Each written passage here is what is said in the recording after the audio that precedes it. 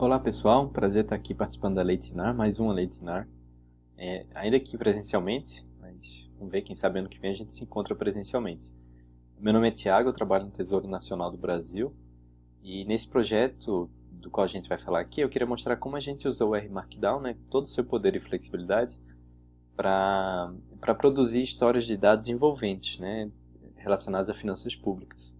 E para isso a gente acabou combinando dentro do R Markdown diversas tecnologias, né, tanto o próprio R, ggplot, mas também as tecnologias da web, HTML, CSS, JavaScript, para produzir essa história. Então, dando um pouquinho de contexto, eu faço parte de um grupo que se chama Grupo Técnico de Comunicação Estratégica e Análise de Dados.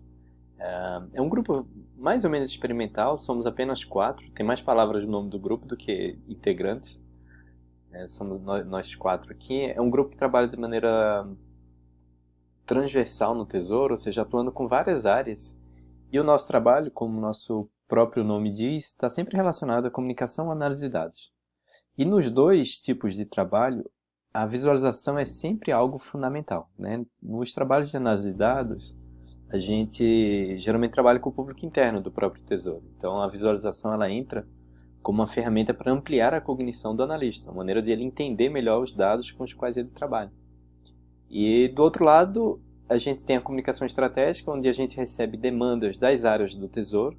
Muitas vezes o pessoal chega lá, tem esse relatório aqui, que é um PDF, e a gente queria transformar isso aqui em algo mais atraente, mais cativante, que as pessoas consigam compreender melhor.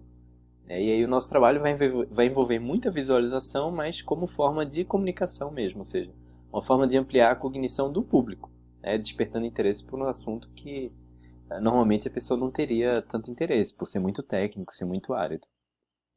Então, o nosso desafio lá é sempre que a gente tem muito dado, tem muitos relatórios, existem até muitos painéis e dashboards que são criados em cima desses dados e relatórios. O Tesouro tem uma política de Self-Service BI, em que as áreas conseguem construir seus próprios painéis, o que é muito bom. Mas, ao mesmo tempo, na hora que você só usa esse mesmo tipo de ferramenta como instrumento de comunicação, ou seja, sempre dashboard e painel, a gente percebe uma certa limitação no painel, uma certa limitação na compreensão daquelas informações por parte do público. Até porque os assuntos são muito áridos, são excessivamente técnicos, né? Você lida com conceitos que são conceitos às vezes complexos, que são difíceis, assim, não fazem parte do dia a dia das pessoas.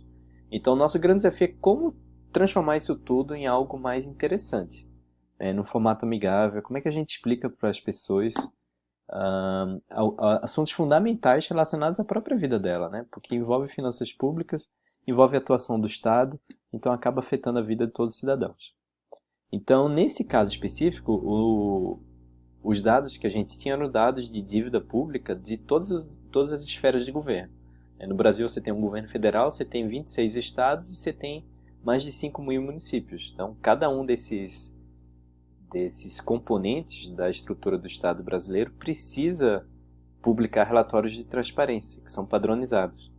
E aí o nosso trabalho foi tentar coletar esses dados de dívida, que vem nesse formato dessa tabela que está aparecendo aí, e tentar transformar isso numa história interessante, explicar como é que são, quais são as composições dessas dívidas, como é que funciona tudo isso aqui dentro do Brasil.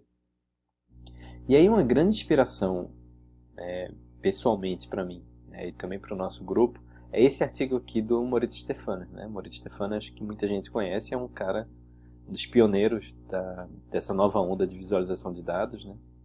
E ele tem esse artigo bem interessante sobre a situação de visualização de dados em ambientes corporativos. E ele fala que ele sempre acaba se deparando com dois tipos. Ou aquilo que ele chama de decoração de números, em que você tem painéis que são usa design ali para decorar números mesmo, né? Você tenta dar destaque a algumas métricas, algumas informações, alguns números que supostamente resumem determinados aspectos do negócio de uma empresa.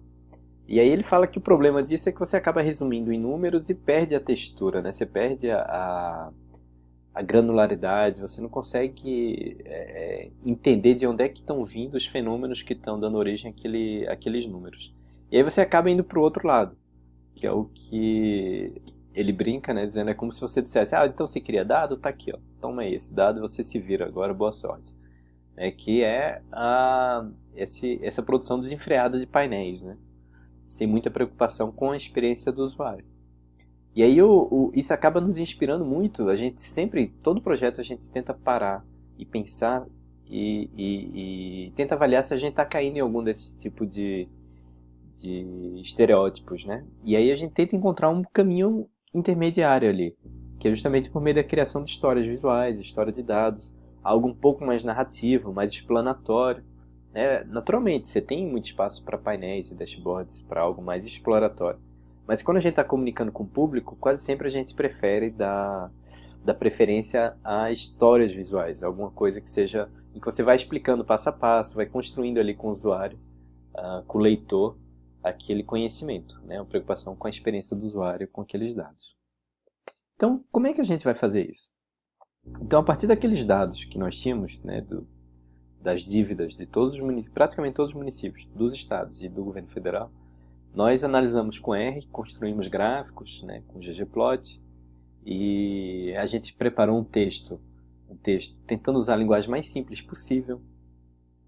E aí a nossa escolha, como até então a gente sempre fazia, era usar R Markdown. Então coloca tudo isso daí, como aquela excelente ilustração da Alisson Rocha mostra, mistura lá o código, dado, texto, e aí você vai ter um relatório lá bonitinho. E de fato, se você pegar a nossa saída lá padrão, sem mexer muito, já é algo mais interessante do que um relatório em PDF, né? Uma página web, com gráficos bonitos, um texto que estava bem interessante.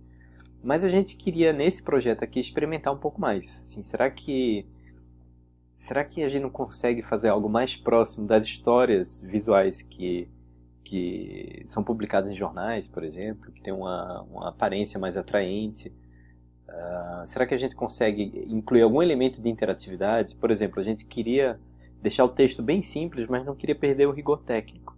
Então, a gente queria que algumas palavras-chave espalhadas no texto, o usuário pudesse clicar ali e expandir uma caixinha de texto com mais explicações mais técnicas mesmo sobre aquele termo. Então, como é que a gente faria isso, né? Então, pensando nisso tudo, né, como melhorar design, permitir alguma interatividade e também tentar incluir algum tipo de gráfico interativo sem transformar a página numa aplicação Shine, que aí já fica uma coisa às vezes um pouco mais pesada, a gente pensou nisso. Poxa, mas o legal do R Markdown é justamente que você pode misturar ali chunks, né, de código de várias linguagens diferentes. Então vamos tentar fazer um experimento aqui, ou seja, usar um pouco de HTML, um pouco de CSS, um pouco de JavaScript, aí usar o pacote R2D3 para tentar incluir algum gráfico em D3. Eu confesso que particularmente eu queria muito usar esse pacote, porque eu acho o nome mais legal de todos os pacotes do R. O sticker também é bem legal. E aí tudo isso daqui integrado e costurado pelo R Markdown. Então como é que isso funcionaria, né? Bom, aqui eu tenho algumas telas do resultado desse projeto, mas depois tem o link para quem quiser navegar um pouquinho. Então você consegue fazer uma coisa mais atraente, mais legal, assim, um texto mais estreito, uma fonte diferente, as coisas um pouco mais bonitas, né? Tem um gráfico interativo. E tudo isso preparado dentro do único arquivo R Markdown. Então eu queria mostrar aqui um pouco como a gente fez isso, né? Tudo preparado dentro da nossa interface do RStudio, com a qual a gente está tão acostumado. Então, assim, na hora que a gente usa a saída HTML do R Markdown, o que vai ser produzido é uma página HTML, né? Ou seja, cada elemento que a gente está vendo aqui, por exemplo, é um elemento HTML. Então, se eu quero dar um estilo, uma apresentação um pouco diferente, usando o CSS, o grande desafio é a maneira de eu selecionar aquele elemento do HTML para poder declarar qual é o estilo, qual é a apresentação, qual é a formatação que eu quero aplicar, né? Então, assim, de uma maneira bem simples, quando você escreve HTML, você tem lá os seus elementos. Por exemplo, aqui eu tenho um texto com um único elemento do tipo de parágrafo, e se eu quero dar um destaque nele, eu posso usar aquilo que a gente chama de seletor para selecionar esse parágrafo P e dar uma formatação um pouco diferente. Só que se eu incluo um outro parágrafo P aqui, os dois parágrafos vão ser formatados dessa maneira. Porque a seleção que eu estou fazendo no CSS é para todo tipo de parágrafo. Então, para isso, para você identificar um elemento específico e dar uma formatação que você quer para aquele elemento, a gente precisa usar algo como classe, por exemplo. Então, eu posso dar uma classe específica para um determinado elemento desse, e aqui no CSS usar essa classe para identificar que eu quero aplicar essa formatação especificamente para aquele parágrafo que tem essa classe de destaque. Então, é basicamente isso que a gente faz. A gente tem que arrumar maneiras de identificar os elementos que a gente usa lá no Markdown, para poder formatá-los com CSS. E o que é legal é que o CSS ele pode ser incluído no Markdown como se fosse um chunk de código normal. Então tem um chunk lá, declaro, que é um código do tipo CSS, que vem aqui. E quando ele costurar o HTML, ele vai gerar uma tag do tipo estilo, que é justamente onde se colocam os estilos num arquivo na web. Nosso trabalho vai ser uma forma de identificar os elementos que a gente quer no nosso texto do Markdown, e poder, com isso, né, usar algum tipo de seletor no CSS para poder formatar do jeito que a gente queria. Então aqui, por exemplo, eu queria dar um destaque para esse título, né, a origem e abrangência das informações. Então eu incluí diretamente o código HTML no próprio arquivo Markdown, dei uma classe para esse elemento e usei essa classe para descrever qual era a formatação que eu queria. Queria com fonte maior, queria com um espaçamento entre as letras um pouquinho maior e assim por diante. Então aqui eu incluí diretamente o código HTML, mas tem outras maneiras. Uma outra maneira é usar a própria sintaxe do Pandoc, uma sintaxe que eles chamam de Fenced Divs, e aí com isso ele cria elementos. Divs são elementos no HTML que são elementos genéricos, que você pode usar para qualquer coisa. Então eu uso aqui nessa sintaxe eu uso uma sequência de 2 pontos com o nome da classe que eu quero entre chaves. E com isso ele vai criar um elemento e eu posso, a partir do nome da classe que eu dei ali em cima, formatar esse elemento. Então é assim que a gente conseguiu, por exemplo, formatar esses parágrafozinhos aqui. Tem aqui um pouco mais de referência para quem quiser se aprofundar um pouco disso, no próprio manual da Pandoc e nesse post da Desirê. Esse post da Desirê é bem interessante, ela fez uma apresentação na RStudio Conf sobre como ela fez algo parecido para transformar um curso de estatística numa página web bem legal. E eu acho que vale muito, muito a pena assistir. Eu posso também incluir chunks de JavaScript. Então veja que na hora que eu coloco JavaScript lá na ideia do RStudio, ele faz ele ressalta a sintaxe direitinho como era esperado. Posso também, usando o pacote R2D3, incluir chunks de D3. O que é legal aqui é que eu posso passar para o chunk o nome de um data frame que vai ser usado como dados, e aí o pacote vai converter esse data frame para o formato do JavaScript, que vai ser um objeto, na verdade, objeto JSON. E com isso a gente pode construir, como a gente construiu aqui, um gráfico um pouco interativo, né? Então o usuário pode ir lá, selecionar o estado, pode selecionar o município, e ver lá o gráfico da dívida referente a essa seleção. Não é nada muito complexo, era mais para mostrar que a gente consegue fazer esse tipo de coisa sem precisar usar o Shine. Por fim, algumas reflexões. Então, assim, a gente viu que a Markdown ele permite integrar todo o fluxo, desde a importação dos dados originais até a criação da página web final. Então, isso tudo fica num único arquivo RMD.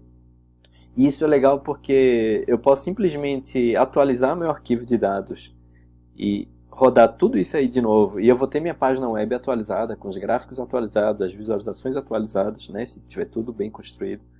E isso dá uma flexibilidade e um poder muito interessante, né, de fazer tudo isso num único ambiente, numa única IDE. Por outro lado, para fazer isso tudo, é claro que você precisa mergulhar um pouco nesse universo, aprender um pouco de CSS, um pouco de HTML, um pouco de JavaScript, D3, né? Nada disso é muito simples, né? E aí você chega num limiar ali que se você aprendeu o suficiente, você fica se perguntando se vale a pena fazer tudo isso dentro de um único ambiente. Ou se não é melhor usar o R para preparação dos dados, por exemplo, e depois você fazer toda a página web por fora, né, a partir do zero, usando HTML puro, CSS. Então é algo que a gente pode até discutir na sessão de dúvidas, é algo que sempre nos ocorre, né? Mas é isso, assim, eu acho que a ideia era mostrar o poder do R Markdown, principalmente de combinar com as várias outras linguagens da web. Obrigado, pessoal. Até a sessão de dúvidas.